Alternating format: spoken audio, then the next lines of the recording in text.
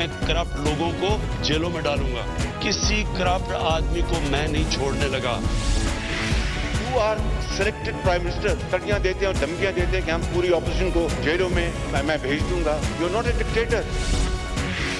तुम तो सिर्फ कठपुतली हो, तुम्हारी तोरे तो कोई और हिला रहा है। जंग अभी जारी है, अभी हमें दायमी अमन की असल मंजिल पर पहुंचना है।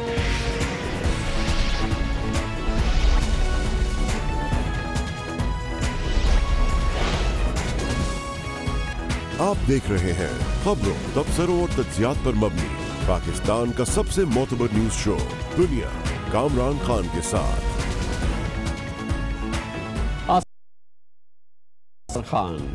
आज पाकिस्तान समेत दुनिया भर में यौम मजदूर यानी लेबर डे है, आम तातील होती है। और आज यौम मई की आम तातील पाकिस्तान समेत दुनिया के दूसरे मुल्कों में भी थी, लेकिन आज यौम मजदूर की एक अलग सिग्निफिकेंस है। ये उस वक्त आया है जब करोड़ों मेहनत कश कोरोना के बाइस बेरोज़गार और बेआसरा हो चुके हैं। लॉकडाउन ने पाकिस्तान के दिहाड़ीदारों और रोज़ाना कमाने वालों के घरों के चूल्हे ठंडे कर दिए हैं। ममलकत खुदादाद पाकिस्तान में पहले ही लाखों मेहनत कशों को मजदूरी का मुनासिब मुआवजा नहीं मिलता था। हज़ारों जफाकशों से जबरी मशक्क़त ली जाती है और सैकड़ों हुनरमंद काम के दौरान गुमनामी की मौत में मर जाते हैं। लेकिन इस वक्त मजदूर जितने दुखी और परेशान हैं शायद आज से पहले कभी नहीं थे। आज मेहनत कशों को अपनी सफ़ेद पोशी का भरम कायम रखना और दो वक्त का पेट भरना दुश्वार हो गया है। और आज का दिन गो कि मजदूरों के नाम से मुंसलिक है, मगर आज के दिन मजदूर जिस तबाहकुन सूरत हाल से गुजर रहे हैं शायद इससे पहले कभी नहीं गुजरे।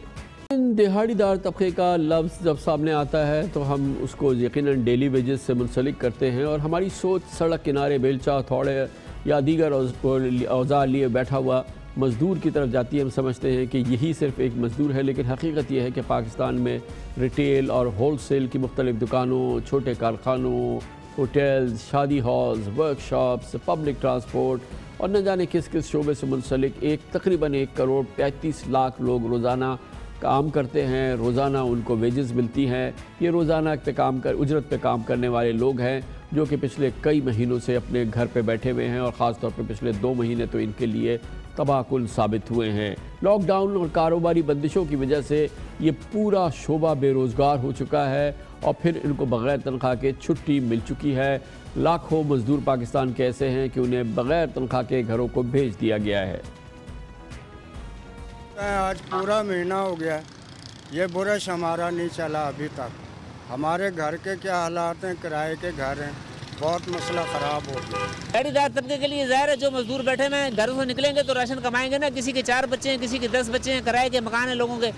अगर उनको राशन नहीं मिलेगा तो वो रोड पे तो ज़ाहिर बातें आएंगे फिर रोज़ी के लिए। कारोबार बिल्कुल बंद है, मजदूर मजदूरी किस तरीके से करे, यही लॉकडाउन की जो वजह, इसी वजह से कारोबार सारा बंद है। मार्केट खुलना चाहिए, कारोबार खुलना चाहिए। हम लोग तो मजदूर आदमी है, रोज का कमाने वाला है। घर में अपने फाके हो गए, काम नहीं है, या तो हुकूमत फिर 1.5 लाख खत्म करे, फिर मजदूर जाने उनका काम जाने। रोड पे बैठा है और कोई जो है ना ऐसे देड़ी मेड़ी नहीं मिल जाती। हुक्मरान कोई ऐसा फैसला नहीं करते हैं कि हम लोगों को कुछ ना कुछ रिलीफ तो हम लोग सफेद पोश हम लोग रोड पे ऐसे हाथ तो नहीं फैला सकते। इधर बैठा कुछ मिलते हैं, जो मिलते हैं नहीं मिलते हैं। जो हुकूमत को ये सख्ती थोड़ा कम करना चाहिए। ये बोलते कोरोना कोरोना, सारा दुनिया मिल के घूम रहा है इधर उधर कि खाली एक सीधा रोड के ऊपर कोरोना।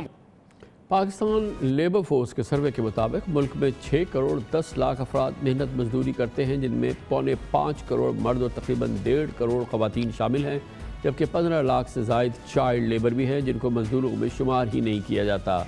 इस वक्त मुल्क के शहरों में मौजूद 2.5 करोड़ से ज़ायद मजदूर बहुत ही कसम पुरसी की ज़िंदगी गुजार रहे हैं और आज का यौम मज़दूर जो है इन मज़दूरों के हवाले से एक अलग ही अहमियत लेके आया है। इस पूरी सूरत हाल पर बात करते हैं, इसके लिए हमें ज्वाइन करेंगे जनाब शम्सुर रहमान स्वाति जो कि सदर हैं नेशनल लेबर फेडरेशन के। बहुत बहुत शुक्रिया स्वाति साहब। आप बताइएगा एक मजमूई सूरत हाल हमारे पाकिस्तानी के जो डेली वेजेस हैं या जो कि चाहे उनको वीकली सैलरीज मिलती हो या ये कि किसी को माहाना तनख्वाह मिलती हो, ये पिछले 1.5-2 महीने से इनकी मजमूई कैफियत है क्या? अस्सलाम वालेकुम, बहुत शुक्रिया कामरान ख़ान साहब, मैं आपका भी शुक्रगुज़ार हूँ और दुनिया टीवी का भी।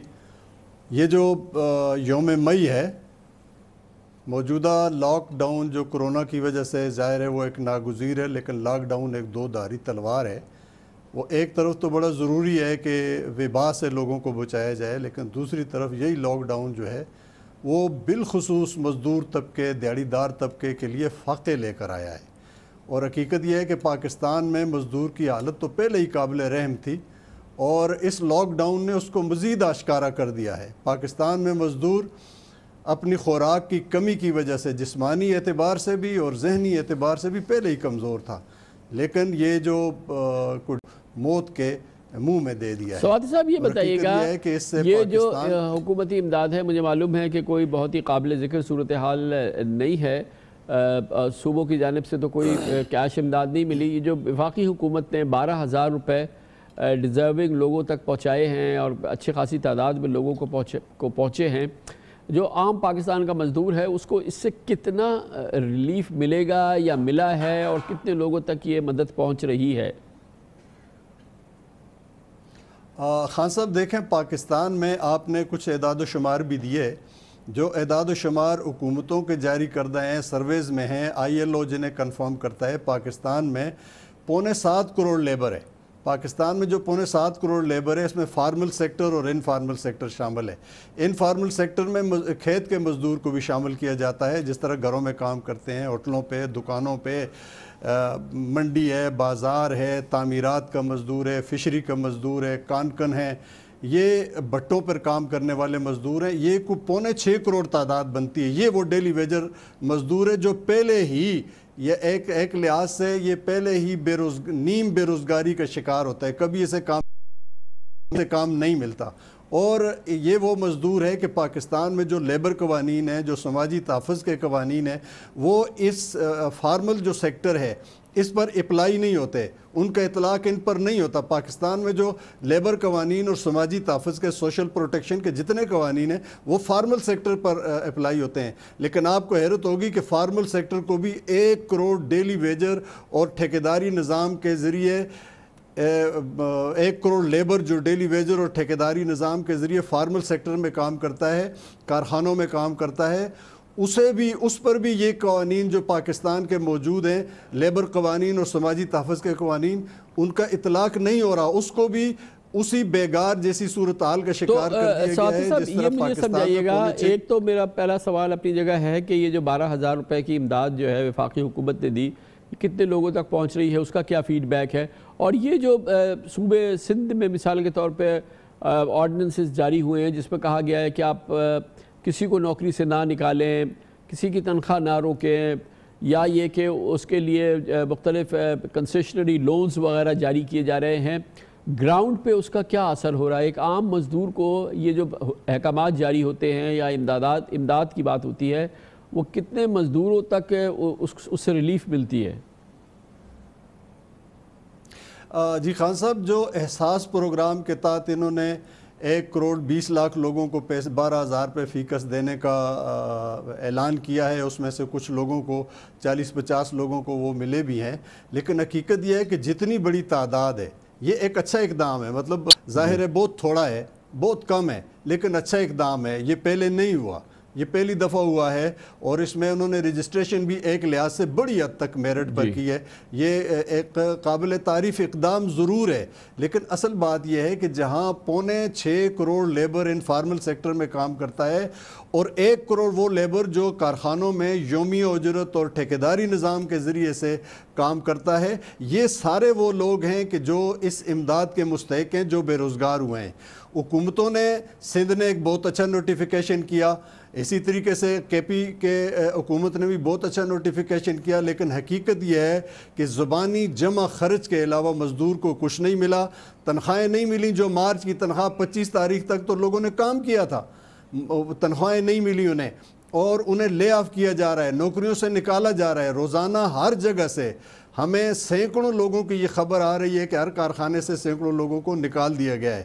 یعنی حکومت نے کہا کہ کارخانے دار ان کو تنخواہیں دے. کارخانے دار یہ کہ انہیں تنخواہیں نہیں دے رہے، بلکہ اگر کہیں دی گئی ہیں تو ان کی اپنی چھٹیوں کاٹ دی گئی ہیں، یا ان کے جو اوور ٹائم یا اوور ان سے ڈیوٹی لی گئی اس کے اگینسٹ دیے گئے ہیں. اور یہ بھی کیا گیا ہے نا کہ بڑی تعداد کو گھر بھیج دیا گیا ہے اور کہہ دیا گیا ہے کہ یہ ان پیڈ لیوز ہیں، اس دوران آپ کو کوئی تنخواہ نہیں ملے گی. اور اس طرح سے بھی بہت لوگوں کو بالکل خان صاحب آپ درست جی بالکل آپ درست فرما رہے ہیں. ایسا ہی ہوا ہے اور یہ وہ بات ہے جو ایک انسانی المیہ ہے جو ظاہر کرتا ہے کہ ظاہر ہے اس ملک میں یہ جو جتنی بھی تعمیرات ہیں، یہ جتنی روشنیاں ہیں، یہ ان مزدوروں کی وجہ سے ہیں.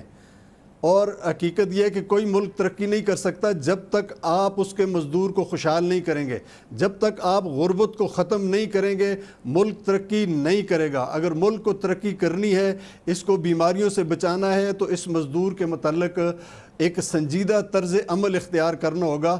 میں ایک مزدور نمائندے کی حیثیت سے نوحہ پڑھوں تو مجھے حق حاصل ہے. میں اگر مطالبات کروں اور میں ذکر کروں اور میں ان کے مسائل کو گن کر روؤں تو مجھے حق حاصل ہے. لیکن وزیر اعظم بھی یہ کام کریں، وزراء بھی یہ کام کریں، وزراء اعلیٰ بھی یہ کام کریں، حکمران بھی یہ کام کریں، تو اگر سب نے نوحہ پڑھنا ہے تو ڈیلیور کس نے کرنا ہے؟ ان کو بھوک سے، فاقوں سے کس نے بچانا ہے؟ حقیقت یہ ہے کہ یہ جو ہمارا انفارمل سیکٹر ہے، ہیومن رائٹ واچ کی حالیہ جو رپورٹ ہے اس نے کہا ہے، ہیومن رائٹس واچ نے کہا ہے کہ پاکستان میں انفارمل سیکٹر کے لیے رجسٹریشن کا سرے سے کوئی نظام ہی نہیں ہے. اور حقیقت یہ ہے کہ یہ رجسٹریشن کا نظام جو ہے یہ صرف انفارمل سیکٹر میں ہی نہیں، فارمل سیکٹر میں آپ دیکھیں کہ 1968 کا جو سٹینڈنگ آرڈر ہے اس میں یہ جو 2012 کا ایکٹ آیا تھا اس میں اس کی تعریف تبدیل کر دی گئی کہ لیبر کون ہوتا ہے. لیبر کی تعریف میں کنٹریکچل لیبر کو شامل کر دیا گیا، اور اس کی وجہ سے پاکستان میں یہ المیہ ہے کہ جب بھی قانون سازی دنیا میں نیا قانون بنتا ہے وہ پرانے قانون سے بہتر ہوتا ہے. لیکن لیبر کے معاملے میں پاکستان میں یہ ہوا ہے کہ جب بھی نیا قانون بنا ہے وہ پہلے قانون سے بدتر ہوا ہے، جس کی بہت بہت شکریہ. شمس الرحمان سواتی، صدر نیشنل لیبر فیڈریشن ہمارے ساتھ ہے. کمنٹ سے بریک، اس کے بعد ذکر کریں گے. بلاول بھٹو زرداری ایک طویل عرصے کے بعد آج زبردست طریقے سے سیاست میں متحرک ہوئے، پریس کانفرنس کر ڈالی اور عمران خان وزیر اعظم پر چڑھائی کی، بھرپور سیاسی تقریر کی اور جم کے تنقید کی. اس کی بات کرتے ہیں چھوٹے سے وقفے کے بعد. Welcome back. پاکستان پیپلز پارٹی کے چیئرمین جناب بلاول بھٹو زرداری کئی ہفتوں کی نسبتاً خاموشی کے بعد آج سیاسی طور پر متحرک نظر آئے. آج انہوں نے ایک پریس کانفرنس سے خطاب کیا اور اس کا پورا مرکز اور اس کا محور رکھا وزیر اعظم عمران خان کو. وزیر اعظم عمران خان کی کارکردگی کو سخت تنقید کا نشانہ بنایا اور اس حوالے سے انہوں نے سخت ترین الفاظ میں وزیر اعظم کی، ان کی حکومت کی اور خاص طور پہ وزیر اعظم کی کرونا کے دوران جو پرفارمنس رہی ہے اس کو نشانہ بنایا اور اس پر اب کڑے ترین الفاظ استعمال کرتے ہوئے ان کی تنقید کی. ہمارا وزیر اعظم نیشنل یونٹی، نیشنل اسٹریٹجی اپنانے میں ناکام رہا ہے. پاکستان کی تاریخ میں کسی حکمران نے ایسے کردار نہیں اپنایا. اس کو اندازہ ہی نہیں ہے کہ اس کے بیانات سے کہ ایک ملک کا وزیر اعظم ہوتے ہوئے جب آپ کا بیان آتا ہے اس کا اثر کیا ہوتا ہے. دن میں کوئی بیان دیتا ہے اور رات میں کوئی اور بیان دیتا ہے. وزیر اعظم کو سمجھ بھی نہیں آ رہا ہے کہ اس کا بیانیہ کی وجہ سے، اس کی اپنی کردار کی وجہ سے کراچی کا جو صورتحال ہے وہ خدا نخواستہ نیو یارک کی طرح نہ ہو.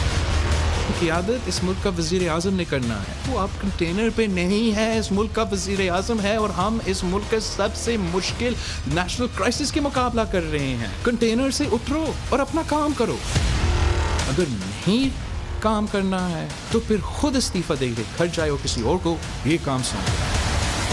کرونا کے حالات کے بعد پہلی بار ہے کہ اپوزیشن جو ہے وزیر اعظم کے حوالے سے اس انداز سے سامنے آئی ہے. ہم نے دیکھا ہے کہ پچھلے چند ہفتوں کے دوران خود بلاول بھٹو اور شہباز شریف صاحب نے نسبتاً خاموشی اختیار کی ہے اور کرونا کا ماحول جو ہے شاید اس کو ڈسٹرب کرنا مناسب نہیں سمجھا تھا. لیکن آج جناب بلاول بھٹو زرداری کی آپ نے پریس کانفرنس دیکھی. یہ طویل پریس کانفرنس تھی اور اس کا محور جو تھا وہ عمران خان کی اور ان کی حکومت کی پرفارمنس ہی تھی.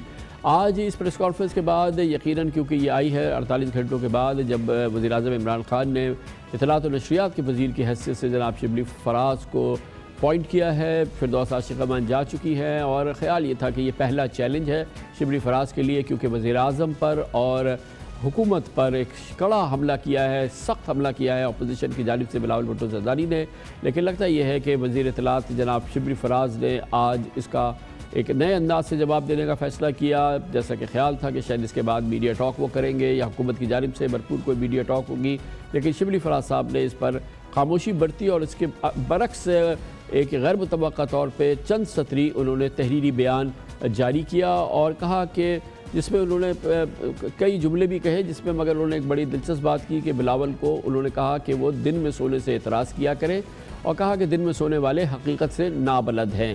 اپنے تحریر بیان میں انہوں نے کہا کہ بلاول بھٹو نے ثابت کیا ہے کہ وہ اشرافیہ کے نمائندے ہیں, ان کا مزدوروں اور محنت کشوں سے کوئی تعلق نہیں. شبلی فراز نے اپنے اس پہلے بیان میں یہ بھی کہا کہ بلاول بھٹو نے سندھ حکومت کی نااہلی اور وفاق پر تھوپنے کی بھونڈی سی کوشش کی ہے اور کرونا وائرس پر سیاست کرنے والوں کو قوم ان کو معاف نہیں کرے گی. ان کا یہ بھی کہنا تھا کہ بلاول صاحب سیاست نہیں کام کرے, یہ قوم کی خدمت کا وقت ہے, کرونا قومی مسئلہ ہے, اس پر سیاست کرنے والوں کو قوم معاف نہیں کرے گی. انہوں نے یہ بھی کہا کہ بلاول صاحب کی لاعلمی پر افسوس ہے کیونکہ احساس کیش ایمرجنسی پروگرام, لنگر خانے, پناہ گاہیں عمران خان کی مزدوروں سے وابستگی کا واضح اظہار ہے.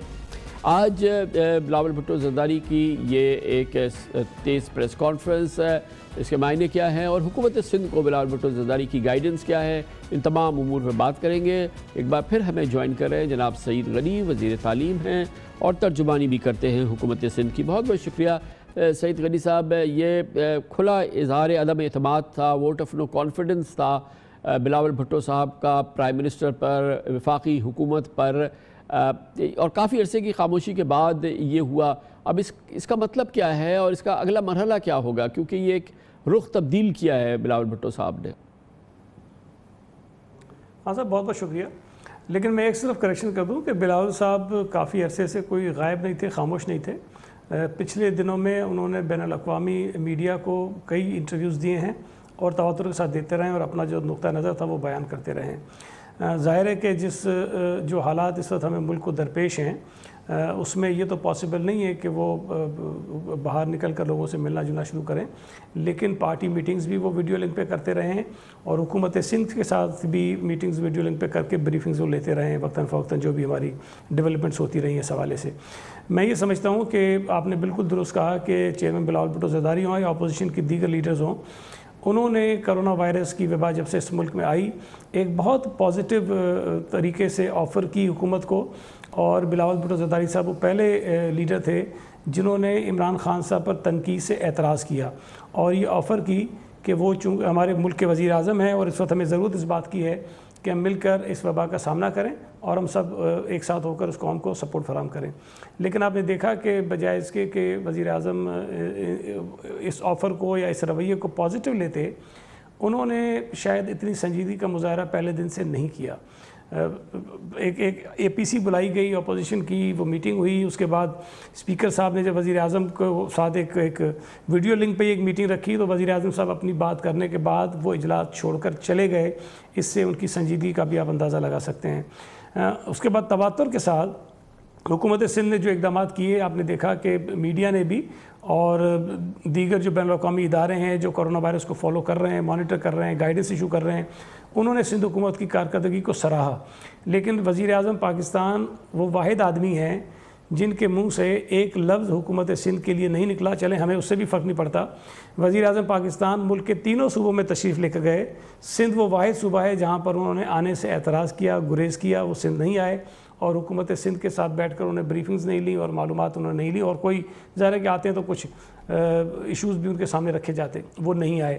اب اگر اس طرح کی صورتحال ہوگی اور پھر جو کل انہوں نے کہا, میں سمجھتا ہوں کہ بہت ہی مذاق خیز تھا کہ ایک طرف وہ خود ڈیفینڈ کرتے رہے کہ لاک ڈاؤن کی وجہ سے ہمارے یہاں اموات میں کمی ہوئی ہے, ایک طرف وہ خود اس میٹنگ کی صدارت کرتے رہے جس میں یہ فیصلہ کیا وفاقی حکومت نے صوبوں کی مشاورت کے ساتھ کہ ہمیں لاک ڈاؤن آگے بڑھانا ہے. اسد عمر صاحب نے اناؤنس کیا 2 مرتبہ کہ لاک ڈاؤن ہم نے آگے لے کے جانا ہے. فیڈرل کیبنٹ میں یہ ڈسکس ہوا جس کو پرائم منسٹر صاحب چیئر کر رہے تھے کہ جی 9 مئی تک ہمیں لاک ڈاؤن کو آگے لے کر جانا ہے. وزیر صحت و پنجاب کی, وزیر صحت و خیبر پختونخوا کے, وہ اعلان کرتے رہے, ریکگنائز کرتے رہے لاک ڈاؤن کی افادیت کو. اس کے بعد کل وزیر اعظم کھڑے ہو کے کہتے ہیں کہ جی پتہ نہیں کون سی اشرافیہ ہے جس نے یہ لاک ڈاؤن لگا دیا. تو مجھے اندازہ ہوتا ہے کہ شاید کوئی کنفیوژن ہے, کوئی پریشانی ہے. اس پر انہوں نے آج بلاول صاحب نے اپنا معافی الضمیر بیان کیا ہے. 2 دن سے وہ انگیج بھی کر رہے ہیں چیف منسٹر کو, آپ لوگوں کو, اور اس سے پہلے پرسوں جو میڈیا ٹاک کی تھی چیف منسٹر نے, اس میں انہوں نے جو میڈیا کے لوگ تھے وہاں پہ انہوں نے واضح طور پہ بات کہی تھی کہ ایڈجسٹمنٹس کرنے جا رہے ہیں, کیونکہ اوبویسلی کراچی کے حوالے سے اور یہاں کے حوالے سے پریشرز تو ہیں کہ اس لاک ڈاؤن میں سم ہاؤ کوئی ریلیکسیشن کرنی ہے, اور یہ ایکسپیکٹیشن تھی کہ آج اس حوالے سے کوئی سندھ گورنمنٹ جو ہے وہ کوئی ایڈجسٹمنٹس کرے گی. تو کیا اس کو ریوزٹ کیا گیا ہے اب اس مائنڈ سیٹ کو, اس ڈیسیشن کو ریورس کر دیا گیا ہے؟ نہیں خان صاحب, دیکھیں جو بات آپ کر رہے ہیں نا اس سے تو ہمیں کوئی انکار نہیں ہے. ہم بھی اس بات کو محسوس کرتے ہیں کہ جو لاک ڈاؤن ہے یا جو کاروبار کی بندش ہے وہ کوئی ان لمیٹڈ پیریڈ کے لیے تو ہو نہیں سکتی ہے نا. کبھی نہ کبھی آ کر آپ نے کچھ اسپیس لوگوں کو دینی ہے تاکہ لوگ کاروبار بھی کر سکیں, اور گورنمنٹ کے لیے بھی یہ پاسبل نہیں ہے کہ 6 مہینے 8 مہینے 1 سال تک اسی طرح کے نظام کو کنٹینیو کرے. تو ہم نے پہلے بھی دیکھا نا جب جو ہماری نیشنل کوآرڈینیشن کمیٹی کا فیصلہ ہوا کہ جی جو ہماری ایکسپورٹ اورینٹیڈ انڈسٹریز ہیں ان کو چلانے کی اجازت دینی چاہیے, ہم نے SOPs بنائے اور آج تک کوئی 550 کے قریب جو انڈسٹریز ہیں ان کو ہم نے کام کرنے کا اجازت دے دیا اور چل رہی ہیں. اسی طرح جو اسمال ٹریڈرز تھے ان کی جب ڈیمانڈ آئی تو ہم نے ان کے ساتھ بیٹھ کے بات کی اور اس کے بعد آن لائن اور ہوم ڈیلیوری کے ذریعے ان کو کام کرنے کی اجازت دی, اور کافی سارا لوگ کام کر رہے ہیں. لیکن اس میں جو ریٹیلرز ہیں ان کا ایشو تھا, انہوں نے ہم سے بات بھی کی اور وہ سمجھتے ہیں کہ شاید یہ آن لائن یا ہوم ڈیلیوری کے ذریعے ان کا کام چل نہیں سکتا. تو ہم اس کو دیکھ رہے تھے کہ ہم کس طرح سے حالات کو بھی کنٹرول میں رکھیں, یہ وبا بھی نہ پھیلے اور ان کو کوئی کام کرنے کی کوئی اسپیس مل جائے. تو اس پر ہم بہرحال غور کر رہے ہیں کہ اس کو ہم کس طرح سے کام کر سکتے ہیں. وہ چیزیں الگ ہیں, لیکن وفاقی حکومت کی پالیسیوں سے جو اختلاف ہے, جو وہ کچھ کر رہے ہیں ہمارے ساتھ, اس پر ظاہر ہے کہ ہمیں اپنا موقف دینا تھا, وہ ایک الگ بات ہے. وہ صحیح ہے, یا وہ ایک جمہوری دور ہے, جمہوری زمانہ ہے, اور اس میں ظاہر ہے کہ یہ تنقید اور یہ سارا اس کا حصہ ہے. لیکن آن گراؤنڈ اب حکومت سندھ کی کیا سوچ ہے؟ دیکھیں نا 6 ویک کے قریب جو ہے یہ ٹھیک ٹھاک طریقے سے, یہ بھی آپ بھی جانتے ہیں, میں بھی جانتا ہوں کہ پاکستان میں اس طرح کا لاک ڈاؤن ہوا ہی نہیں, اور اس کی وجہ یہ ہے کہ جو حکومتی اقدامات ہو وہ پاکستانی عوام جو ہے وہ لاک ڈاؤن کے لیے ان کا مائنڈ سیٹ ہے ہی نہیں. ہم نے کئی بار گلیاں دکھائیں, شہروں کے دکھائے, بازار دکھائے, کس طریقے سے لوگ نکلتے ہیں. اب یہ تو نہیں ہے کہ 5 بجے سے پہلے کرونا آپ کو حملہ نہیں کرتا, 5 بجے کے بعد ہی آپ کو حملہ کرتا ہے. لوگ جس طرح سے لاکھوں لوگ نکل آتے ہیں وہ کانسیپٹ پورا نہیں ہوا ہے. اب اس کو کسی نہ کسی صورت سے وزٹ تو کرنا ہوگا نا سعید غنی صاحب, اور کس طریقے سے اس کو اس ایکسپیرینس کو سمونا ہوگا کہ کچھ بے روزگاری ختم ہو. پھر یہ بہت ہی کروشل زمانہ ہے ہلکا پھلکے کاروبار کا, یہ ساری چیزوں کا, تو اس میں کوئی سوچ ہے حکومت سندھ کی؟ ہاں صاحب, میں دیکھیں ابھی آپ کو یہ عرض کر رہا تھا کہ بالکل مشکلات ہیں لوگوں کی اور ہم اس کو محسوس بھی کرتے ہیں, اور یقیناً حکومت کے لیے یہ جو ہم نے فیصلے کیے کہ آسان فیصلے تو نہیں, یہ بڑے مشکل اور تلخ فیصلے تھے جس سے لوگوں کو تکلیف ہو رہی ہو, لوگوں کا کاروبار متاثر ہو رہا ہو, روزگار متاثر ہو رہا ہو. یہ کوئی پاپولر ڈیسیشنز نہیں ہیں. لیکن ابھی ہم نے جو میں نے آپ سے عرض کی تھی کہ ہم اس بات پر غور کر رہے ہیں کہ کس طرح ہم کوئی کام کرنے کی جگہ نکالیں تاکہ لوگوں کا روزگار بھی کسی حد تک چلے. لیکن ایک چیز میں سمجھتا ہوں کہ تھوڑی سی ہمیں سمجھنی چاہیے کہ دنیا بھر کے وہ تمام ممالک جہاں پر کرونا نے اٹیک کیا ہے, جہاں پر ممالک کو متاثر کیا ہے, وہاں کوئی ایک ملک بھی ایسا نہیں ہے جس کی معیشت اس سے متاثر نہ ہوئی ہو. تو یہ تو بات آؤٹ آف کوئسچن ہے کہ ہماری معیشت اس سے افیکٹ نہیں ہوگی, وہ ہوگی. ہم لاک ڈاؤن کریں تب بھی ہوگی, ہم لاک ڈاؤن نہ کریں تب بھی ہوگی, نقصان ہمارا شاید زیادہ ہو جائے گا. دوسری جو بات آپ نے کہی میں اس سے تھوڑا سا اختلاف کروں گا. آپ نے کہا کہ 5 بجے کے بعد کرونا نہیں کرتا. دیکھیں اگر کسی جگہ ایک بندہ ہوتا ہے اور ہم کسی طرح انفورس کر کے لاکھ کو 50,000 کر دیتے ہیں تو 50% لوگوں کا جو ہے نا وہ اس میں سے نکل جاتا ہے, تو 50% لوگ رہ جاتے ہیں کہ جن کو یہ افیکٹ کر سکتا ہے. تو اگر ہم 18 گھنٹے لوگوں کو الاؤ کریں کہ وہ آپس میں ملیں اور دوسری طرف ہم 6 گھنٹے الاؤ کریں تو کم از کم جو ہے چھڑ جائیں گے نا سعید غنی صاحب, وہ جھمگٹے شاید کم ہو جائیں, کیونکہ ابھی تو جس انداز کا رش ہوتا ہے وہ تو آپ کو پتہ ہی ہے کہ وہ کس انداز کا رش ہوتا ہے. اس لیے کہ اب 5 بجنے والے ہیں, اب 4 بج گئے, اب 3 بج گئے, اس کے بعد پھر بڑے سٹورز ظاہر ہے کہ آپ پھر بند کرتے ہیں. یہ کہیں پاکستان میں نہیں ہوا ہے. اب ٹھیک ہے یہاں پر آپ پھر بڑے سٹورز بند کرتے ہیں, پھر دوسری جگہوں پہ وہ رش بڑھ جاتا ہے, اور پھر یہاں پہ ٹیلر کو نہیں الاؤ ہے, یہاں پہ نائی کو نہیں الاؤ ہے, یہاں پہ پلمبرز کو نہیں الاؤ ہے, الیکٹریشین کو نہیں الاؤ ہے, میکینک کو نہیں الاؤ ہے. یہاں حالات میں بہت زیادہ سختی ہے. ہاں صاحب مشکلات بالکل ہیں, میں اس سے اتفاق کرتا ہوں, آپ سے کر رہے ہیں کہ اس مہینے میں کوئی نہ کوئی ظاہر کوئی راستے نکالیں, لیکن ہمیں یہ بھی دیکھنا ہوگا کہ خدا نہ خواستہ اگر حالات خراب ہو رہے ہوں تو پھر دوبارہ ہم چیزوں کو ریویو بھی کر سکتے ہیں. اس وقت جو نمبر انکریز ہو رہا ہے, دیکھیں جو آج کی رپورٹ ہمارے پاس آئی ہے اس میں جو پازیٹیو کیسز ہیں وہ 18% سے زائد ہیں. ہم نے 3300 کچھ ٹیسٹ کیے تھے, غالباً 84 ہیں 82 ہیں وہ ٹیسٹ کیے ہیں, اور اس میں سے 662 لوگ جو ہیں وہ پازیٹیو آئے ہیں. تو یہ 18% بہت بڑا نمبر ہے. بہت بہت شکریہ جناب سعید غنی ہمارے ساتھ موجود تھے. کمرشل بریک کے دوران آپ نیوز ہیڈ لائن دیکھیں گے, جس کے بعد ہم اپنے پروگرام کے باقی حصے کے ساتھ واپس آتے ہیں.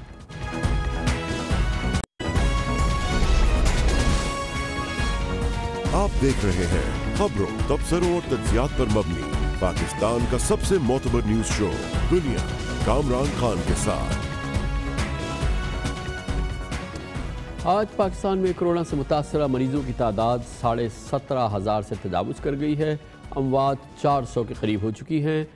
دراصل پاکستان میں کرونا ٹیسٹ بڑھ رہے ہیں تو مریضوں کی تعداد میں بھی اضافہ ہو رہا ہے. پچھلے 3 دنوں میں سے روزانہ اوسطاً 8,000 ٹیسٹ ہو رہے ہیں, اور یومیہ تقریباً 700 کے لگ بھگ نئے مریضوں کا اضافہ ہو رہا ہے. مگر کل اب تک کے حوالے سے سب سے خطرناک اعداد و شمار سامنے آئے. کل 24 گھنٹوں میں ریکارڈ 990 نئے مریض بڑھے اور 24 اموات ہوئیں. پاکستان میں اب تک 1,82,000 سے زائد مشتبہ افراد کے ٹیسٹ ہوئے ہیں, یعنی مصدقہ مریضوں کی تعداد اب بھی 9% کے قریب ہے. اموات کی شرح 2.2% اور صحت یابی کا تناسب پاکستان میں 24% ہے. جو ہماری ٹوٹل ڈیتھس ہیں پاکستان میں کرونا وائرس کے حوالے سے, ان کی تعداد اب 385 ہو گئی ہے. اس میں ایک نقطہ آپ کے سامنے رکھنا چاہتا ہوں کہ وہ لوگ جو اعداد و شمار پہ بہت غور کرتے ہیں تو ان کو شاید یہ 385 کا جو اضافہ ہے یہ زیادہ لگے. جیسے جیسے ہمارے اعداد و شمار اکٹھے کرنے کا جو سسٹم ہے وہ بہتر ہو رہا ہے, تو اس میں کچھ جو پچھلے دنوں کچھ ڈیتھس ہوئیں تو ان کے جو اعداد و شمار ہیں وہ بھی ڈیٹا بیس میں ڈالے گئے, تو اس لیے وہ زیادہ انہی ڈیٹس میں ڈالے گئے جب وہ ڈیتھس ہوئی تھیں. اس لیے ان کا آج کے پچھلے 24 گھنٹے میں شمار نہیں ہے, لیکن پچھلے کچھ ڈیٹس کے اندر ان کا شمار ہوا, تو اس لیے آپ کو یہ فگر زیادہ لگ رہی ہوگی. ملک بھر کے 75% کیسز پنجاب اور سندھ میں ہوئے ہیں. اب سندھ میں کیس اور اموات کی تعداد پنجاب سے زیادہ ہو چکی ہے. سندھ میں 118 افراد انتقال کر چکے ہیں اور مریضوں کی تعداد 6,675 ہے, جبکہ پنجاب میں 106 اموات ہوئی ہیں اور مریضوں کی تعداد 6,340 ہے. کل ملک بھر میں 24 اموات میں 12 افراد کا تعلق سندھ اور وہ بھی کراچی میں ہوا ہے. یہ ایک اور بہت ہی تشویشناک پہلو پاکستان کے اعداد و شمار کے حوالے سے یہ ہے کہ کے پی میں خیبر پختونخوا میں ملک بھر کے بمشکل 14% کیسز ہیں, مگر متاثرین کی تعداد وہ کہ 2627 ہے. لیکن کے پی میں اموات کا تناسب دوسرے صوبوں سے 3 گنا زیادہ ہے. خیبر پختونخوا میں 146 اموات ہو چکی ہیں. ملک کی 40% اموات کے پی میں ہوئی ہے. پچھلے 5 دنوں کے دوران خیبر پختونخوا سے کرونا کے 48 مریضوں کے جنازے اٹھے ہیں. کے پی کا یہ پہلو, یہ تشویشناک پہلو اور اوورآل خیبر پختونخوا کی صورتحال پہ بات کرنے کے لیے ایک بار پھر ہمیں جوائن کریں گے جناب تیمور سلیم جھگڑا, وزیر صحت ہیں خیبر پختونخوا حکومت. بہت بہت شکریہ تیمور سلیم جھگڑا صاحب. پہلا پہلو جو میں آپ سے پوچھنا چاہوں گا, کیا ایکسپلینیشن ہے یہ جو اموات کی تعداد ہے کے پی میں, یہ تمام جگہوں سے پاکستان کے تمام صوبوں کے مقابلے میں کافی زیادہ ہے, کیا ڈاکٹرز اس کی وجہ بتا رہے ہیں آپ کو؟ اس پہ کافی زیادہ ریسرچ کی ہے اور 2 وجوہات جو ہیں وہ سامنے آتی ہے. ایک تو یہ ہم NCOC میٹنگز میں بھی فلیگ کیا ہوا ہے کہ مجھے لگتا ہے کہ جس طریقے سے اموات کی رپورٹنگ ہو رہی ہے اس میں شاید کنسسٹنسی صوبوں کے درمیان نہ ہو. میں یہ ضرور کہہ سکتا ہوں کہ جس طریقے سے ہم رپورٹ کر رہے ہیں, کیونکہ اس پہ کوئی کامن ڈیفینیشن جو ہے وہ نہیں ڈیولپ کیا گیا, تو ہم نے جو WHO کا ہمیں سٹینڈرڈ ملا جس کے مطابق کوئی بھی پازیٹیو کیس اگر آئے اور اگر اس کی ڈیتھ بالکل یقیناً کسی اور وجہ سے نہ ہو، مثلاً کوئی کرونا پازیٹیو مریض جو ہے وہ کار ایکسیڈنٹ میں نہ مرے، تو اس کو ہم کرونا پازیٹیو یا کرونا ریلیٹڈ ڈیتھ رپورٹ کرتے ہیں۔ کچھ صوبوں کے میں نے جو ہے وہ فارمز دیکھے جس میں ان کے کوئی کرائیٹیریا ہے جو ہمارے کرائیٹیریا سے کافی الگ ہے، تو یہ اچھا ہے کہ ایٹ لیسٹ ایکسپلین کرتا ہے کہ شاید ایک وجہ یہ ہے کہ ہماری سٹینڈرڈ ایک نہیں ہے، اور این سی او سی کو جو سینٹرل کمانڈ ہے ان کو یہ ریکویسٹ کی ہے کہ کوشش کر لیں کہ یہ سٹینڈرڈ ایک کر دیں تاکہ بحث جو ہے وہ صحیح ٹاپکس پہ ہے۔ دوسری کامران یہ وجہ ہو سکتی ہے، ایک تو یہ کہ جو فیٹیلٹی ریٹ ہے وہ شرح وہ فی الحال بے معنی اس لیے کیونکہ پورے ملک میں کہیں بھی اتنی ٹیسٹنگ نہیں ہو رہی کہ ٹوٹل جو پازیٹیو کیسز ہیں ان کا پتہ چل جائے۔ اس کا ثبوت اسی میں ہے کہ میرے خیال میں پچھلے 2-3 دنوں میں جو سندھ میں تھوڑی زیادہ ٹیسٹنگ ہوئی ہے تو زیادہ ٹیسٹنگ کی وجہ سے ان کے پازیٹیو کیسز جو ہیں وہ زیادہ نکلے، لیکن یہ ہمارے پاس کچھ ایویڈنس یہ ہے کہ شاید اموات پاپولیشن کی نسبت سے پختونخوا میں زیادہ اس لیے ہوں کہ ہماری جو پاپولیشن ہے وہ موبائل زیادہ ہے، مڈل ایسٹ میں زیادہ بستی ہے، جنوری سے مارچ تک سب سے زیادہ لوگ خیبر پختونخوا میں آئے، اور اگر آپ ریسرچ کریں اور ماڈلنگ کریں اس کی تو آپ کو یہ پتہ چلا گیا کہ یہ ضرور ہو سکتا ہے کہ جنوری اور مارچ کے درمیان جب پورے پاکستان میں ٹیسٹنگ نہیں ہو رہی تھی یا کم ہو رہی تھی تو خیبر پختونخوا میں ہڈن کیسز زیادہ ہو سکتے ہیں۔ تو اچھا یہ فرمائیے گا کہ جو ڈیتھ ڈیکلیریشن اس شخص کی جو کہ کرونا پازیٹیو ہو چکا ہے، اس حوالے سے آپ کہہ رہے ہیں کہ صوبوں کی سٹینڈرڈائزیشن جو ہے وہ ڈیفرنٹ ہے، کرائیٹیرینز ڈیفرنٹ ہے، جس کے اندر یہ تعین نہیں ہو رہا۔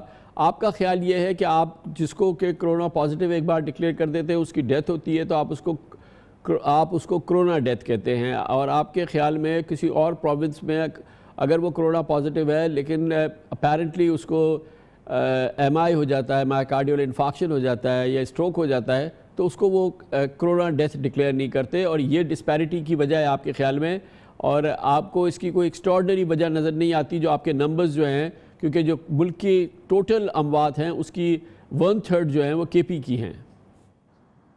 میں آپ کو اس کی ایک مثال بھی دے سکتا ہوں اور یہ بھی بتا سکتا ہوں کہ فی الحال حالانکہ ہم دیکھ رہے ہیں کوئی ایکسٹراڈنری وجہ کیوں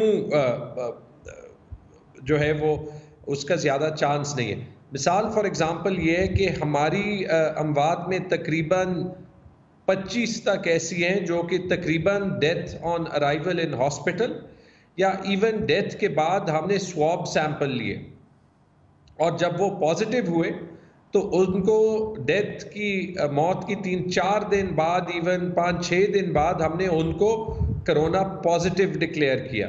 اس میں آپ نے دیکھا ہوگا کہ کل ہم نے اپنی ٹیلی میں 15 کا اضافہ کیا ایسے ہی کیسز جو کہ 10 اور 20 اپریل کے درمیان سسپیکٹ ڈکلیئر ہوئے تھے لیکن بعد میں ڈکلیئر جو ہے وہ پازیٹیو ہوئے۔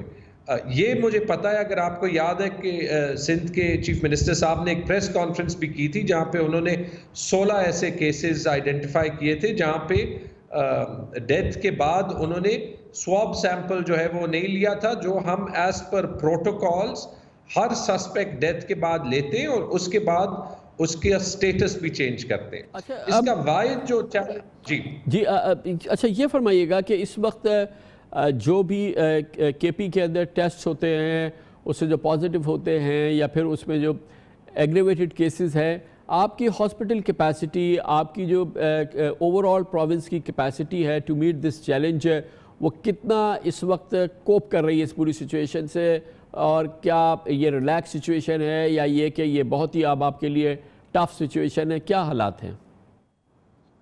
دیکھیں ریلیکس سچویشن تو نہ کہیں پورے پاکستان میں نہ کہیں پوری دنیا میں، اور سب سے پہلے تو یہ کہ جو میں ریلیکس سچویشن کو نہیں کہہ رہا، میں فیسیلیٹیز اویلیبل میڈیکل فیسیلیٹیز کے لحاظ سے بات کر رہا ہوں کہ آپ کے، کیونکہ دنیا نے تو 10 गुना ज़्यादा फैसिलिटीज़ भी की और फिर उन्होंने उसको डिस्कार्ड कर दिया। मैं जानना चाह रहा हूँ कि आपकी फैसिलिटीज़ के लिहाज से आप कंफर्टेबल हैं या नहीं, उसके लिए कंफर्टेबल कह दें आप। जी, मैं इसी पे आ रहा था। मकसद ये था कि फ़िलहाल हमारे पास कैपेसिटी काफ़ी है और हमारे मॉडल के दरमियान, जैसे प्राइम मिनिस्टर साहब ने कहा कि उन्होंने मिड मई का कहा था, मेरे ख्याल में मई में तो जो भी सिचुएशन आए इंशाल्लाह हम कैपेसिटी के लिहाज से कंफर्टेबल होंगे।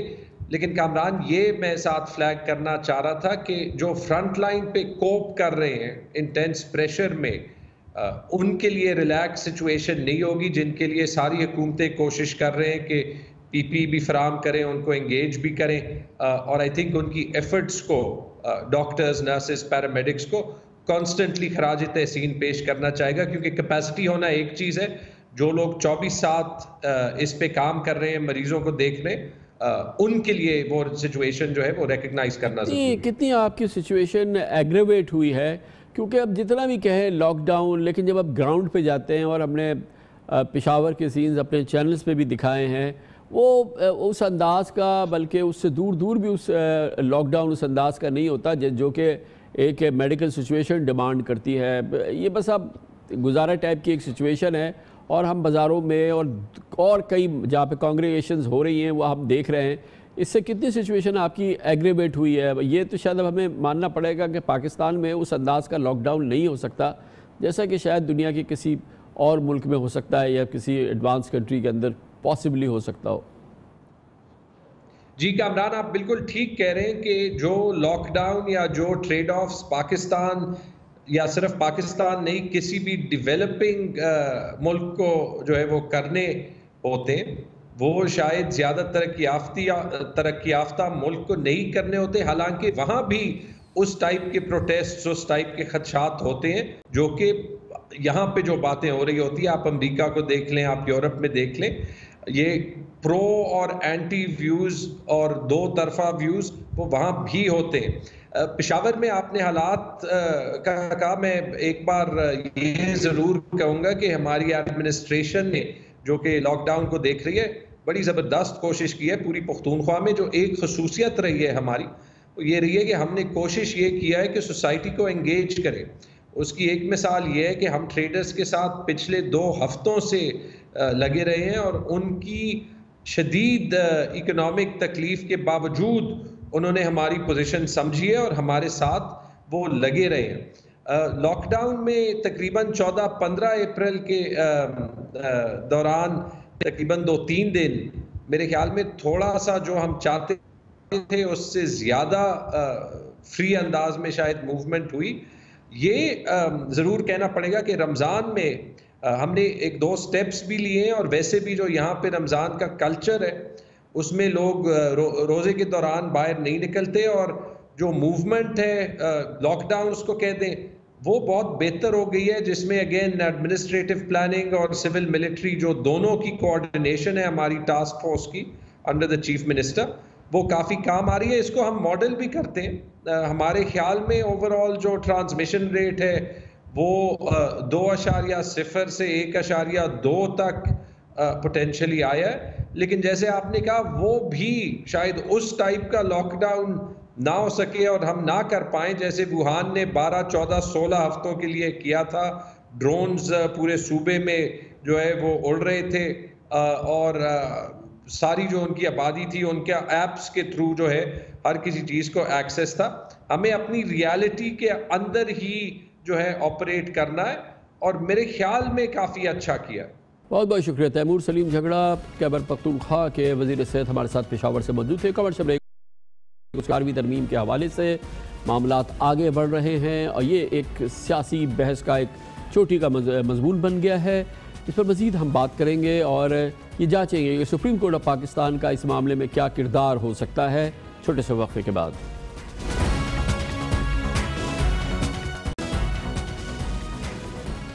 तमाम सियासी मुबस्सरीन मासवाए चंद एक को छोड़ के इस बात पर मुत्तफ़िक़ हैं कि 18वीं तरमीम रियासत पाकिस्तान का एक दायमी मर्ज़ बन चुकी है, इसका इलाज करना ज़रूरी है। इससे मुंसलिक मसाइल ने फेडरेशन को इंतहाई कमज़ोर कर दिया है, और ये फेडरेशन की बका का मामला बन चुका है।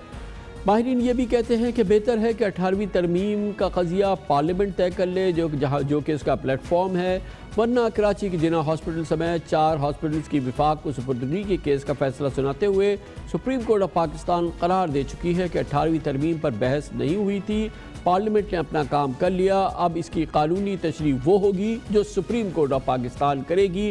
گویا کہ سپریم کورٹ آف پاکستان نے اندیا دے چکی ہے کہ وہ اس معاملے کو بہت انتہائی سیریسنس سے دیکھ رہی ہے اور اس معاملے پہ وہ اپنا ایک فیصلہ دے سکتی ہے، آگے چل کے اس کا ایک بہت اہم کردار ہو سکتا ہے۔ دراصل 18ویں ترمیم کے تحت ملکی آمدن کا 57% حصہ صوبے لے اڑتے ہیں، مرکزی حکومت کے پاس قرضوں کی ادائیگی اور دفاعی بجٹ کے بعد کچھ نہیں بچتا، مالی اعتبار سے وفاق کنگال اور صوبے نہال ہو رہے ہیں۔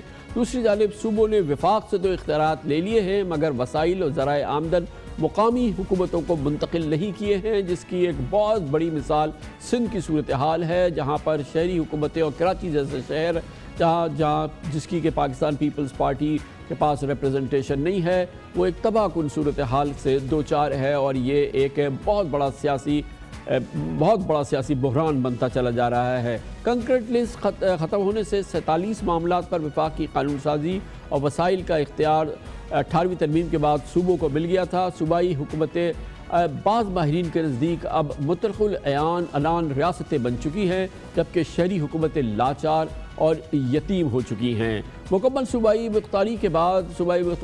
خود مختاری کے باوجود پیپلز پارٹی کے چیئرمین بلاول بھٹو زرداری کہتے ہیں کہ 18ویں ترمیم کو نہیں چھیڑنا چاہیے، نیشنل فائنانس کمیشن کو ٹچ نہیں کرنا چاہیے، لیکن یقیناً یہ ان کی ایک رائے ہے۔ لیکن پاکستان میں حزب اختلاف کی سب سے بڑی جماعت اور حزب اختلاف بھی پاکستان مسلم لیگ نون کے ہیں۔ پاکستان مسلم لیگ نون کی رائے بھی یہی ہے کہ اس معاملے پر بات ہونی چاہیے اور اس معاملے کو ایک سیاسی افہام و تفہیم سے وہ حل کرنے کے لیے تیار ہے، اور ایک بار پھر اس کی تازہ ترین پیشکش سابق وزیر اعظم شاہد خاقان عباسی نے پچھلے چند دنوں میں دی۔ 18ویں ترمیم کانسٹیٹیوشن میں ایز اے سیپریٹ شک ایگزسٹ نہیں کرتی۔ 18ویں ترمیم جو مجھے یاد ہے شاید 60 یا 70 آرٹیکلز آف دا کانسٹیٹیوشن کو اس نے امینڈ کیا تھا۔ اب اگر آپ یہ سمجھتے ہیں کہ پوری 18ویں ترمیم درست نہیں تھی تو آپ کو نیا بل بنانا پڑے گا ان تمام شکوں کو ریورس کرنے کے لیے۔ آپ کچھ حصہ سمجھتے ہیں وہ بھی، یعنی آپ نے آج آئین کو امینڈ کرنا ہے، آپ نے 18ویں ترمیم کو امینڈ نہیں کرنا۔ تو اگر حکومت سمجھتی ہے کہ ضرورت ہے آئین کو امینڈ کرنے کی، کچھ ایسی شکیں ہیں جو اس کی وجہ سے حکومت نہیں چل پا رہی، تو وہ لے آئے، ہم تو حاضر ہیں بات کرنے کے لیے، ہم نے کب کہا بات نہیں کریں گے۔ بڑے کھلے دل سے بات کی جناب شاہد خاقان عباسی نے، وزیر اعظم کی حیثیت سے بھی وہ یہ بات کہہ چکے ہیں کہ 18ویں ترمیم کی متعلقہ شکوں کے بعد وفاق بالکل کنگال ہو جاتا ہے۔ ایک بار پھر ہم سناتے ہیں آپ کو شاہد خاقان عباسی کی وزیر اعظم کی حیثیت سے اسی 18ویں ترمیم کے حوالے سے کیا رائے تھی۔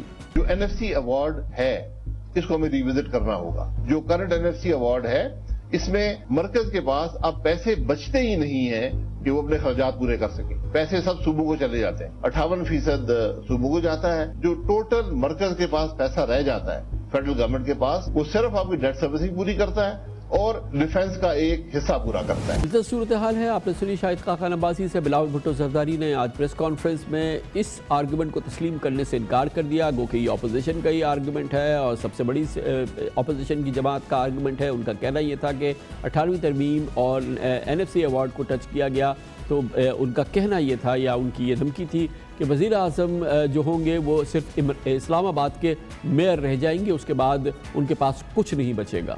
18th امینڈمنٹ پہ اس کے خلاف بہت سے سازشیں ہوئے ہیں اور بھی ہوں گے، لیکن اس وقت میں سمجھتا ہوں کہ 18ویں ترمیم کو کوئی خطرہ نہیں ہے۔ اس وقت اگر کوئی 18ویں ترمیم اور NFC ایوارڈ کا کنورسیشن چھیڑے گا تو پھر ان کو صوبے کو زیادہ وسائل دینا پڑے گا۔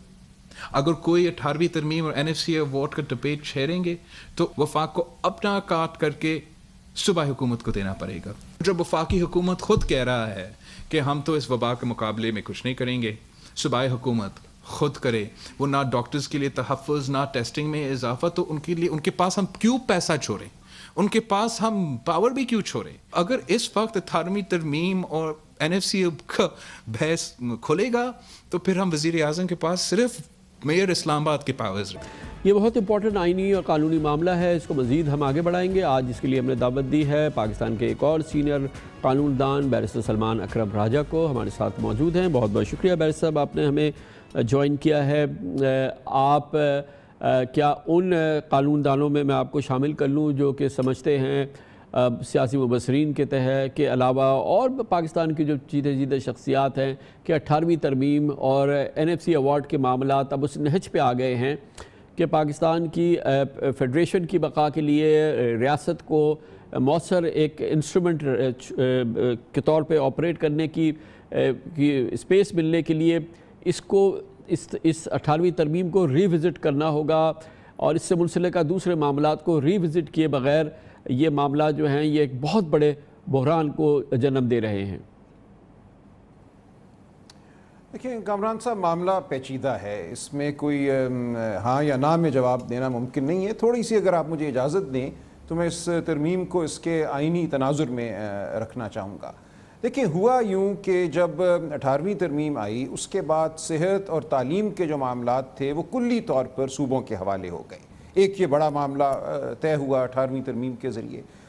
18ویں ترمیم نے یہ کیا کہ جو ٹیکس ہیں، انکم ٹیکس ہوا، سیلز ٹیکس ہوا، کسٹمز ڈیوٹی ہوئی، جو وفاقی نوعیت کے ٹیکسز ہیں، ان کا ایک بہت بڑا حصہ، تقریباً 60% حصہ جو ہے، یہ کہہ دیا گیا کہ یہ صوبوں کو منتقل ہو جائے گا، اور اس حصے میں آئندہ کوئی تخفیف نہیں کی جا سکتی، اس شرح کو بڑھایا جا سکتا ہے، کم نہیں کیا جا سکتا۔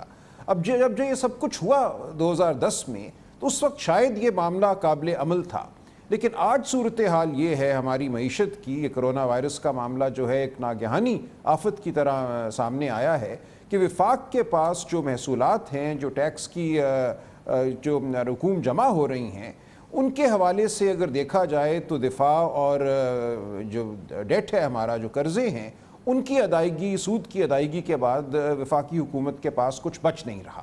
اب وفاقی حکومت کا یہ کہنا کہ یہ صورتحال یہ صرف آج کی نہیں ہے، آج تو یہ بحران آیا ہے کرونا کا، یہ جو کیفیت جو ابھی جس کی آپ نے ترجمانی کی کہ وفاق کے پاس تو بچتا ہی کچھ نہیں ہے، 60% صوبوں کو ایوارڈ کے تحت مل جاتا ہے، باقی ڈیٹ سروسنگ، ڈیفینس، اس کے بعد کچھ نہیں، مائنس سے شروع کرتا ہے۔ اور اب جو صورتحال ہے جس میں چاہے وار آن ٹیرر ہو، چاہے اس طرح کے بحران ہو، وفاقی حکومت جو ہے وہ تو بغلے بجاتی رہ جاتی ہے، اور اس کا اختیار جو ہے اس کے باوجود اس کا اختیار جو ہے وہ صرف اسلام آباد کے علاقے تک محدود ہے۔ یہ ٹوٹلی انٹینیبل سچویشن لگ رہی ہے۔ میں عرض کروں، دیکھیں اس میں ایک صورت یہ تھی اس مشکل صورتحال سے نکلنے کی کہ ہماری شرح گروتھ جو ہے، نمو اتنی زیادہ ہوتی کہ ہماری معیشت کا جو حجم ہے وہ بڑھ جاتا، اور وفاق کو 60% دینے کے بعد بھی اتنی رقم میسر ہو جاتی کہ وہ تمام معاملات کو چلا سکتی، لیکن بدقسمتی سے ایسا نہیں ہوا، اور جو آج معروضی حقیقت ہے وہ یہی ہے کہ وفاق کو انتہائی دشواری کا سامنا ہے۔ اب ایسی صورت میں کیا ممکن ہے؟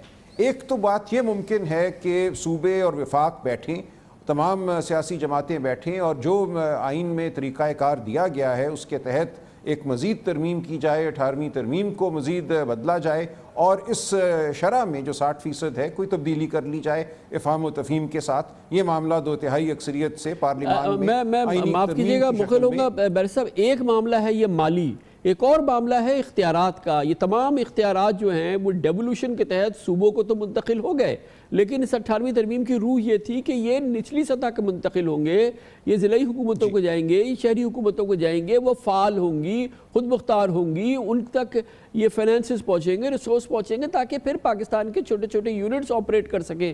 مگر بہت طور پہ سندھ میں تو واضح طور پہ نظر آ رہی ہے کہ اختیار صوبے نے اپنے پاس تو لے لیے وفاق سے، لیکن نیچے دینے کے بجائے جو تھے وہ بھی واپس کھینچ لیے۔ اس نے اصل بحران کو جنم دیا ہے۔ جی یہ بھی بہت بڑا ایک بحران بھی ہے، اور یہ میں سمجھتا ہوں آئینی روگردانی بھی ہے۔ آئین کا آرٹیکل 140A اس حوالے سے بہت واضح ہے کہ صوبائی حکومتوں کو اختیارات کی منتقلی ہونی ہے، ان کو نہ صرف اختیارات، ان کو جو وسائل ہیں ان کی منتقلی بھی ہونی ہے۔ اب یہ وہ بڑا تناظر ہے۔ وسائل جو صوبوں نے دینے ہیں لوکل گورنمنٹس کو، وہی ہیں جو صوبوں کو وسائل ملیں گے۔ ان وسائل کا بڑا حصہ یہ متصور کیا گیا تھا کہ لوکل گورنمنٹس کو دیا جائے گا، جو کہ نہیں ہوا۔ اب اگر ہم نے پورے نظام کو پھر سے بدلنا ہے اور صوبوں سے पैसा वापस लेकर वफाक को देना है तो जाहिर है फिर लोकल गवर्नमेंट का पैसा भी कम हो जाएगा। ये वो पेचीदगी है जो मैं आपके सामने रखना चाहता था। फिर सेहत और तालीम के जो मामला हैं उनको बराह रास्त एक इतना गंभीर मामला है, ये सुप्रीम कोर्ट भी पहुंच चुका है। कई मामलात में सुप्रीम कोर्ट इस पे अपनी शदीद तशवीश का इजहार कर चुकी है और सूबाई हुकूमत के केसेस के बावजूद वो केसेस जो हैं सिंध की सूबाई हुकूमत सुप्रीम कोर्ट में कई मुकदमात इस सिलसिले में हारी है। अब ये सवाल पैदा होता है, सुप्रीम कोर्ट ने इंदिया भी दिया है, ये जो आपने सूबों के निचली सतह तक इख्तियारात की तफवीज़ का मामला है, ये भी सुप्रीम कोर्ट में पहुंचा हुआ है। ये कहा गया है, हम इस प्रोग्राम में मुसलसल इस पर जिक्र कर रहे हैं कि क्योंकि ये आईनी तरमीम का मामला है, सुप्रीम कोर्ट ऑफ पाकिस्तान इस पर अपना फैसला नहीं देगी, इसमें वो इंटरफेयर नहीं करेगी। मैं आपको व्यू सुनाता हूँ। हमारे प्रोग्राम में परसों बैरिस्टर आबिद जुबैरी साहब ने क्या फरमाया, फिर मैं आपकी राय जानना चाहूँगा। तरमीम जो थी ये पार्लियामेंट ने मुत्तफ़िका राय से पास की थी, तो इसमें कोई तरमीम अगर करनी है तो वो भी एक आइनी तरमीम के तहत हो सकती है। उसके बग़ैर इसके बारे में इसको छेड़ना मैं समझता हूँ सूबाई ख़ुद मुख्तारी के बहुत ख़िलाफ़ होगा। एक मैं आपको बताऊँ कि 21वीं तरमीम जब आई थी वो मिलिट्री कोर्ट्स के हिसाब से तो सारी इसको चैलेंज किया गया था। उसमें फुल कोर्ट यानी 17 जजेस के बेंच ने 2015 में फ़ैसला किया कि कॉन्स्टिट्यूशनल अमेंडमेंट्स जो होती हैं वो कोर्ट स्ट्राइक डाउन नहीं कर सकता, तो इसको 18वीं तरमीम को अपहोल्ड किया था 17 मेंबर बेंच ने। तो ये बात आपको मद्देनज़र रखनी होगी। और लेकिन मुकन्नना को पूरा इख्तियार होता है कि वो इस अमेंडमेंट को अगर समझते हैं कि इसके अंदर कोई मुश्किलात हैं या इशू है तो आपको कॉन्स्टिट्यूशन अमेंडमेंट लानी पड़ेगी, उसके बगैर नहीं हो सकता, अदालत नहीं करेगी। बैरिस्टर साहब, ये तो आबिद जुबैरी साहब ने पूरी आइन की इस 18वीं तरमीम के हवाले से राय दी। इसी इंटरव्यू में उनका ये कहना था कि ये जो सूबों ने इख्तियारात निचली सतह तक तफवीज़ नहीं किए, शहरी हुकूमत के इख्तियारात बल्कि वापस सलब कर लिए, इस पर यकीनन supreme court of Pakistan cognizance ले सकती है और इसको स्ट्राइक डाउन कर सकती है और इस पर बड़ा सीरियस कॉग्निजेंस ले सकती है। लेकिन पूरी 18वीं तरमीम के हवाले से, आइनी तरमीम के हवाले से सुप्रीम कोर्ट एतराज़ करेगी, उनका ख्याल है, जैसे कि 21वीं तरमीम के हवाले से किया गया। इस पर आपकी राय? नहीं, देखिए दो मामलात हैं यहाँ। एक ये कि क्या सुप्रीम कोर्ट को इख्तियार हासिल है कि आइनी तरमीम को कलअदम करार दे दे। दूसरा मामला ये है कि क्या सुप्रीम कोर्ट इस मामले में एतराज़ करेगी। देखिए यहाँ मैं बसद एहतराम जुबैरी साहब से थोड़ा सा इख्तलाफ करूँगा। जब मिलिट्री कोर्ट्स का मामला 21वीं तरमीम की शक्ल में सुप्रीम कोर्ट के सामने गया तो 17 जज साहिबान के बेंच ने एक फ़ैसला दिया 9-6 की अक्सरियत से, जिसमें 9 जज साहिबान ने यह कहा कि सुप्रीम कोर्ट को ये इख्तियार हासिल है कि किसी आइनी तरमीम को कलअदम करार दे दे अगर वो आइनी तरमीम आइन की जो ओरिजिनल हैसियत थी, जो ओरिजिनल रूह थी सन 73 में, उसके मुतसादिम हो। अब अगर ये कहा जाए कि 18वीं तरमीम ने वफाकी निज़ामी हुकूमत को, मिसाल के तौर पे अगर ये बहस हो कि वफाकी निज़ामी हुकूमत जो है वो मुमकिन नहीं रहा, तो उस सूरत में यकीनन सुप्रीम कोर्ट देख सकती है मामले को और कलअदम भी करार दे सकती है। लेकिन क्या इस सूरत में ऐसा करेगी, ये ज़ाहिर है सुप्रीम कोर्ट की सवाबदीद है। लेकिन ये मामला एक मुकदमे की सूरत में सुप्रीम कोर्ट के सामने ले जाया जा सकता है। ये ऐसा नहीं है कि सुप्रीम कोर्ट को इख्तियार हासिल नहीं है। 2015 का जो फैसला है मिलिट्री कोर्ट्स के हवाले से वो एक आइनी इनकलाब है हमारी तारीख में। उसमें पहली बार सुप्रीम कोर्ट ने यह फैसला दिया कि अगरचे 21वीं तरमीम को हम कलअदम करार नहीं देंगे, लेकिन ये इख्तियार हमें हासिल है, हम बुनियादी खदोखाल से मुतसादिम किसी भी आइनी तरमीम को कलअदम करार दे सकते हैं। तो ये है अब हमारी आइनी सूरत हाल। और यहाँ मैंने थोड़ा सा इख्तलाफ किया अपने दोस्त जुबैरी साहब से। बहुत बहुत शुक्रिया। बैरिस्टर सलमान अकरम राजा हमारे साथ मौजूद थे। कमर्शियल ब्रेक, उसके बाद जिक्र करेंगे मईशत के हवाले से एक बहुत अहम मामला है।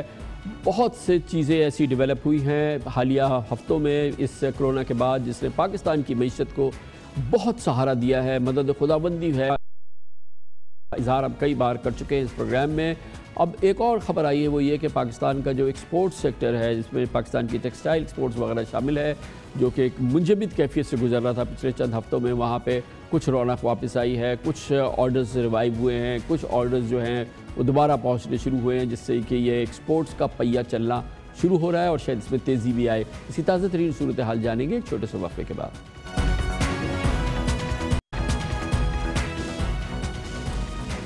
कोरोना वायरस से पाकिस्तान में सेहत और तिब के हवाले से जो मसाइल पैदा हुए वो अपनी जगह हैं, मगर ये बात अब आयां होती जा रही है। इस प्रोग्राम में कई बार हमने जिक्र किया कि इसी वायरस की वजह से जो आलमी सूरत हाल ने जन्म लिया, पाकिस्तान की मईशत को बहुत ही बड़े सहारे मिल गए हैं। एक मदद खुदाबंदी ये सूरत हाल बन के सामने आई है। यही वजह है कि पिछले चंद हफ्तों के दौरान पाकिस्तान की मईशत के कदोखाल तेज़ी से तब्दील हुए हैं बेहतरी की जानिब, और वो सब कुछ हुआ है जिसका तसव्वुर नहीं किया जा सकता था।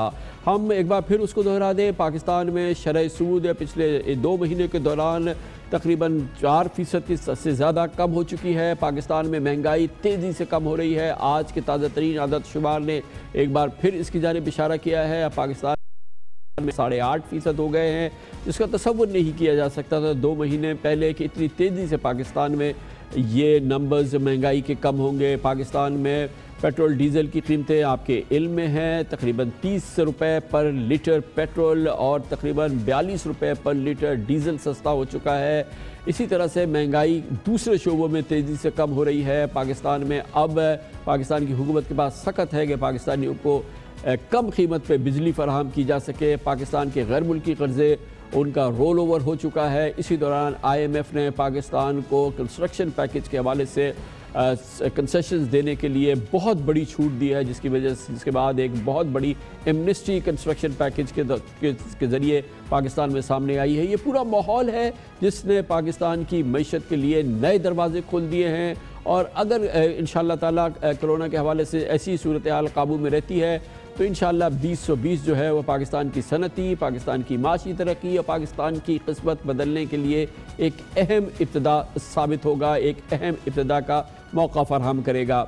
इसी हवाले से जो कंसर्न थे वो भी कुछ एड्रेस होते हुए नज़र आ रहे हैं। पाकिस्तान को कोरोना की सूरत हाल की वजह से इस खतरे का सामना था कि पाकिस्तान की एक्सपोर्ट्स मुतासर हो सकती हैं, पाकिस्तान की रेमिटेंसेस मुतासर हो सकती हैं, और यकीनन ये एक बिल्कुल एक सीरियस मामला है। गो कि पाकिस्तान का दूसरी तरफ से उसकी कॉम्पनसेशन हो रही है, मगर अब इसी हवाले से एक उम्मीद की किरण फूट रही है। खबरें सामने आ रही हैं कि जो एक्सपोर्ट सेक्टर है पाकिस्तान का, जो टेक्सटाइल एक्सपोर्ट सेक्टर, जिसमें शदीद हमने एक मुंजमद होने की सी कैफियत देखी थी पिछले चंद हफ्तों के दौरान, वो बर्फ़ पिघल रही है, हालात में बेहतरी आ रही है, एक्सपोर्ट ऑर्डर्स मिलने शुरू हो रहे हैं, हो गए हैं, और ये सूरत हाल में बड़ी बेहतरी आ रही है।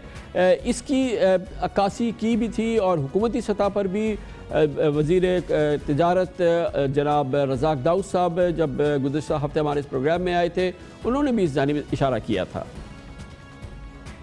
एक्सपोर्ट के ऑर्डर्स आने शुरू हो गए हैं, अल्हम्दुलिल्लाह। बस अभी देखना है कि ये किस तरह से ये आगे चले। मैं समझता हूँ कि आस्ते आस्ते एक्सपोर्ट के ऑर्डर्स इंशाल्लाह आएंगे, तो हमें अपॉर्चुनिटी मिली है। इसकी स्पेसिफिक्स हासिल करते हैं कि क्या ऑर्डर्स आ रहे हैं, क्या इस सिलसिले में अपडेट्स हैं। इसके लिए हम ज्वाइन करेंगे टेक्सटाइल एक्सपोर्ट्स की सबसे मोतबद शख्सियत, सबसे ज़्यादा मालूमात है, जनाब गौहर एजाज हमारे साथ है, पेट्रन इन चीफ एप्टेमा। बहुत बहुत शुक्रिया गौहर एजाज साहब। ये बताइएगा कि ये जो खबरें हम तक पहुंच रही हैं कि कुछ ऑर्डर्स आने शुरू हो गए हैं, जो होल्ड पे थे वो कुछ चलना शुरू हुआ है, और सनतों का पहिया जो है वो कुछ चलना शुरू हुआ है, कुछ इसका अहवाल दीजिए हमें।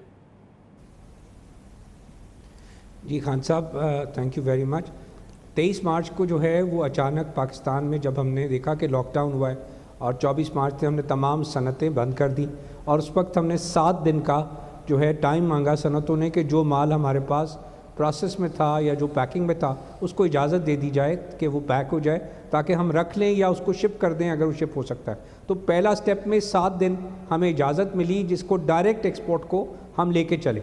अब खुदा का शुक्र है आज कोरोना को 1 महीना उसके बाद जो है वो हो चुका है, और इस वक्त सूरत हाल ये है कि 25 से 30% हमारी सनत जो कि डायरेक्ट एक्सपोर्ट कर रही थी वो आज के दिन अपना माल शिप करने के काबिल हो गई है।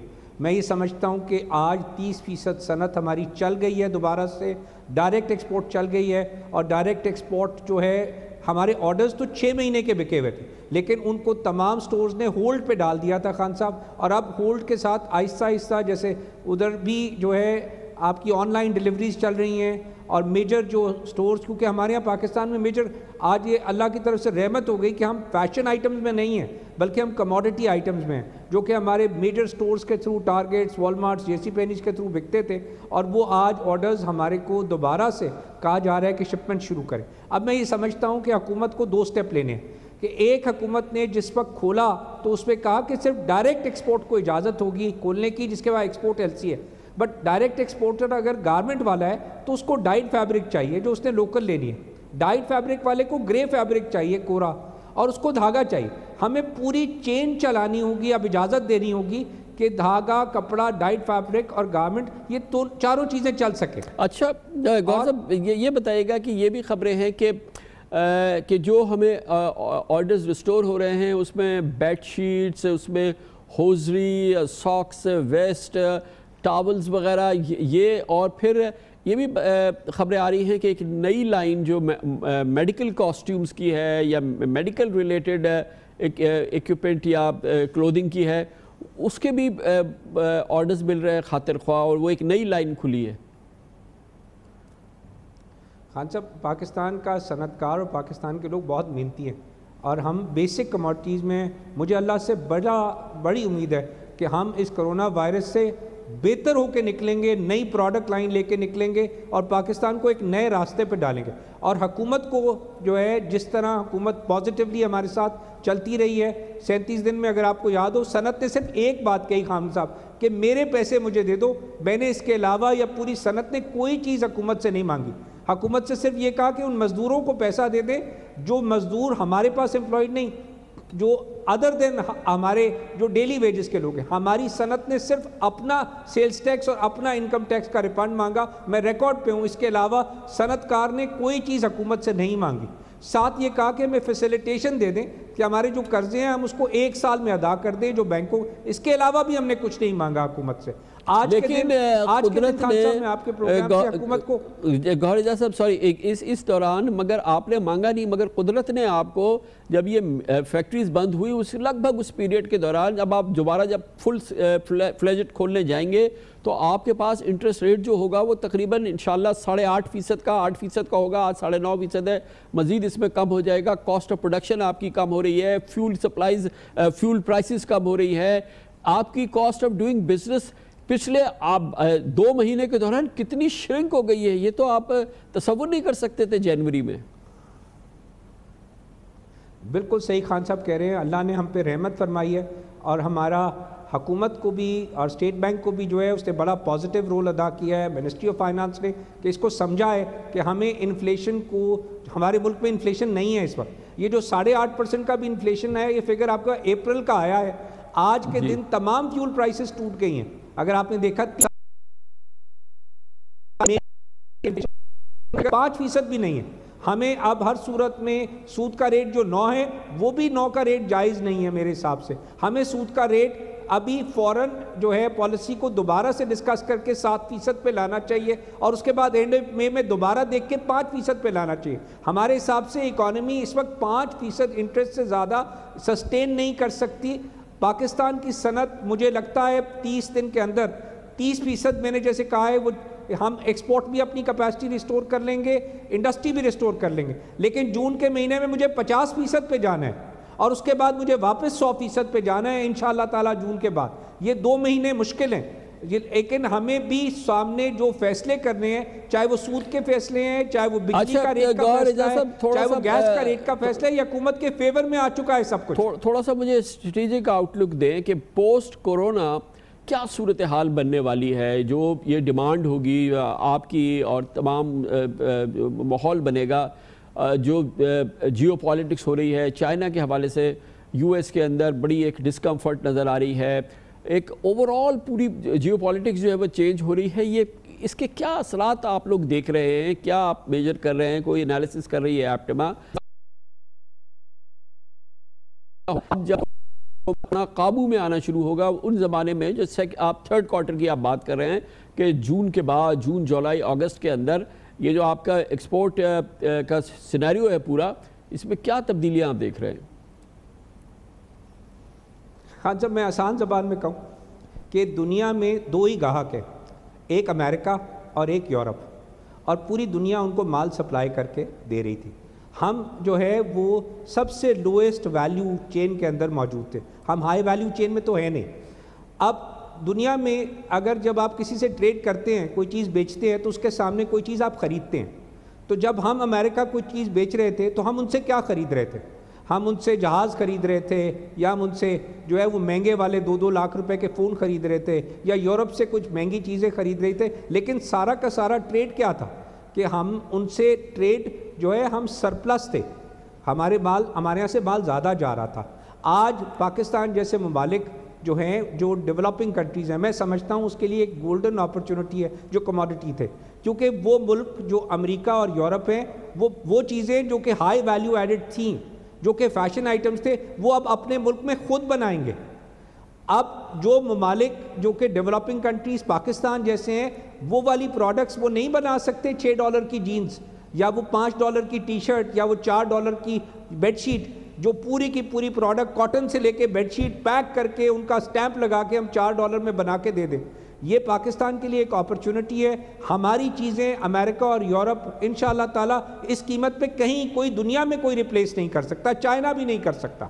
ہمیں صرف اپنا کاسٹ سٹرکچر ٹھیک کرنے کی ضرورت ہے. اسٹیٹ میں گھبرانے کی ان ممالک کو ضرورت ہے جو کہ ہائی ویلیو ایڈڈ چیزیں بیچ رہے تھے, جو فیشن آئٹم, وہاں پہ جو ہے ڈیمانڈ کرٹیل ہوگی میرے حساب سے, وہاں پہ جو ہے وہ ممالک سے پرچیزز کم ہوں گی. لیکن یہ جو بیسک پروڈکٹس ہیں, جو کہ بیسک زندگی کی ضروریات ہے, چادر ہے, تولیہ ہے, بیسک جینز ہیں, بیسک ساکس ہیں, یہ بیسک بنیادیں ہیں, یہ چیزیں پاکستان سے جا رہی ہیں جو کہ بیسٹ قیمت میں ہیں. ہم بالکل بیسٹ پوزیشن ہیں. ہماری حکومت بس غلطی نہ کرے. ہماری حکومت کو اس اپرچونٹی کو, جو کہ یہ اپرچونٹی ہمارے لیے, جیسے آپ کہہ رہے ہیں, یہ اپرچونٹی کھڑی ہے سامنے. ہمارا ڈومیسٹک سیکٹر بھی کھڑا ہے, ہمیں ڈومیسٹک چین کو بھی بڑھانا ہے. اگر ہم 5% کا سود کا ریٹ کر دیں, جیسے آپ نے کنسٹرکشن پیکج کی بات کی ہے, کنسٹرکشن پیکج میں اب صرف ایک چیز رہ گئی ہے خان صاحب, اور وہ کیا ہے؟ Mortgage finance. اگر ہمارے سیلریڈ کلاس جو کہ جیسے کھلتا ہے, اس کے لیے ہم مارگیج فائنانس کھولیں کہ انٹرسٹ ریٹ اگر 5 ہو, حکومت سبسڈی دے دے 0% انٹرسٹ ریٹ پہ اس کو, جیسے اسٹیٹ بینک باقی اسکیمیں دے رہا ہے, اسی طرح مارگیج فائنانس کھولے اور 3% بینکوں کو کہے یا سروس چارج کر لے. ہر آدمی یہاں گھر خرید سکے گا, جس سے میری ڈومیسٹک اکانومی چلے گی. مجھے ایکسپورٹ اکانومی بھی چلانی ہے, مجھے ڈومیسٹک اکانومی بھی, تب میرے پاکستان کا مزدور, پاکستان کی جو انٹرنل ڈومیسٹک کامرس ہے, تب چلے گی یہاں پہ. مجھے اپنی ریٹیل کا خیال رکھنا ہے. ہم نے اپنی ریٹیل کو بند کیا ہوا ہے, ہمیں اپنی ریٹیل کو بھی SOP سے کھولنے کی ضرورت ہے انشاءاللہ. بہت بہت شکریہ جناب گوہر اعجاز ہمارے ساتھ موجود تھے. اس کے ساتھ ہی ہمارے آج کے پروگرام کا اختتام ہوتا ہے. سیٹرڈے سنڈے کی ہفتہ وار تعطیل کے بعد پیر کو انشاءاللہ پھر ملاقات ہوگی. پیر تک کے لیے کامران خان کو اجازت. اللہ حافظ. ناصر. Hi, it's Sayyeda Shanaz here. Thank you for watching Dunya News. For more videos and updates, don't forget to click the subscribe button. Keep watching Dunya News.